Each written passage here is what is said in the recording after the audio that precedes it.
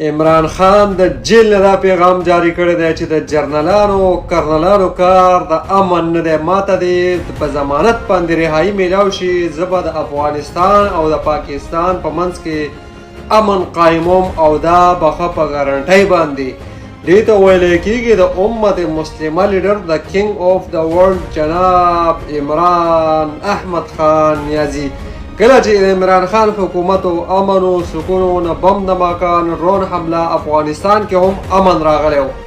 که ستاسو یاد شي د افغانستان دپاره عمران خان څومره کوششونه کړي و، د افغانستان خلک به راتلو، دلته به علاجونه کول، د دې ځای نه به خلک نو کاروبار او امن او سکون او نه بم دماکان ډرون حمله.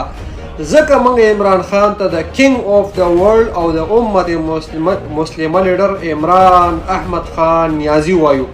ولې چې هغه د مسلمانانو دپاره سوچ کوي، د افغانستان زموږ د پښتنو د کلمې د مسلمانۍ رونه، د پښتو رونه د هغو دپاره سوچ کوي. ځکه عمران خان موږ سپورټ کوو. دا نور پلنسټي تالیسټي ریاستي دلالان مولیان مفتیان زموږ د پښتنو هغه لر او بر افغان نارې وره دا دلګان ولې د پښتون دپاره خبره نه کوي، ولې د امن دپاره خبره نه کوي چې هلته هم پښتانه مري او دلته هم پښتانه مري.